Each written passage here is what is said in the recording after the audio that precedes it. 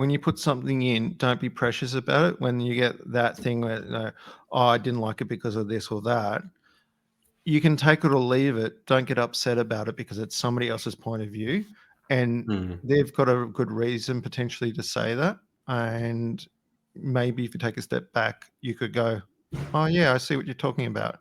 Don't always have to agree. And I definitely, with my work, because it's so hit or miss, we've definitely had people completely miss the point, and I've had people really, really get the point.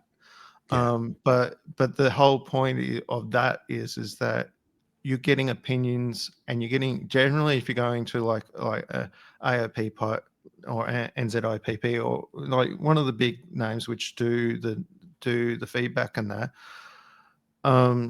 And if you're putting stuff at a certain level, that feedback is invaluable regardless if you take it or leave it. It's somebody else's qualified, I'm going to put that in letters, in quotes, somebody who's learnt to be visually acute to what they're looking at, and being able to express hopefully what they mean. So some people are really good at that and some people are not so good. I think I sit in the middle of the road. I think Chris Hopkins called it visual literacy. That's the term. Yeah.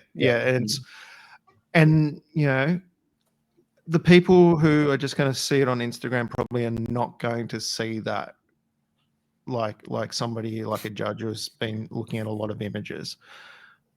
But it doesn't mean it's like that judge has had that visual. And so if you need to rise above the cream, go above the cream, like rise to the top, be the cream, and go a next step up, you need to look at somebody who's seen thousands of images and then go, oh, they've got a point. If I want to be better, or if I want to be better than the rest, then maybe I should take some of this in.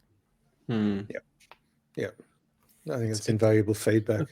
It's also like always personal preferences as well. Like you can have 100 judges look at it and you're going to get 100 different answers potentially. If you talk to anybody like Matt Meeker or anybody that's entered a lot of competitions, you get something that just rises top and may win the outright of everything. You put it into another competition and it could bomb completely. And that happens to everybody. And it's because, it's all in the eye of the beholder. And I've put stuff into Head On, right, which is the big Sydney one. I never get anywhere in there because I don't match what they're looking for as far as I can tell. So maybe it's sour grapes or not. I just don't put stuff in there anymore. I realize that I don't feel like I fit in that space, but that's not a problem because that's their unique space. I'm still trying to be honest, I'm still trying to work out what the hell my space is. I tend to do okay in New York and Siena and Italy and stuff, but yeah, still haven't worked it out. Fair enough. So when you say you seem to do all right in these places, are you talking about exhibitions, competitions? Like when? So I've won in the AOPP when they had the APA awards, the national ones. I ended up 2 years in a row as a finalist in the portrait category. And I had the high scoring print 1 year in portrait. I got a 97 out of 100, which blew me away. I thought they were pulling my leg because I was volunteering at the time, running live streams, so funny of all things. And I thought they were taking the mickey out of me. And but it wasn't. It actually happened. But how those would work is that they would you'd end up with, if you're in contention to win, they'd take the top overall scoring people and put them in the room, and they'd look at it as a kind of like a folio.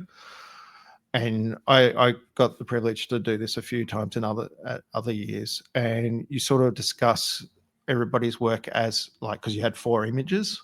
And mine were always very much completely different. So that could be a good or a bad thing. But the one thing you could say about me is my work isn't atypically consistent in the way I present stuff. Everything is quite different in the art space anyway. Like commercially, it's fine. But that doesn't lean well for those sort of comps to be able to win at the top end. If it's a single image that can win, I've come close to doing that as well. And I did win the Portrait Conference Award, which was 10 grand, which was awesome. I think I read about that in the Launceston Examiner. Yep. Yeah, national that was award. funny because my mate Scotty Gelston, who's an awesome photographer, He is. he took the photo and he's like, he I can't did actually too. take a photo of the artwork because it's a nude. So he put me in the background. Yeah, and it was hilarious because we went and did that in a cafe because we're mates and we had a coffee and that. And because I had the artwork there, these two people walked in who didn't speak much English. They were Russian. And they were the principal dancers for the Russian ballet. And they invited me to go and shoot the Russian ballet the following night. So I went backstage and shot the whole Russian ballet from end to end and became friends with them. Just from sitting there having a coffee and you happen to because have they your loved record. the work. It was just like, wow.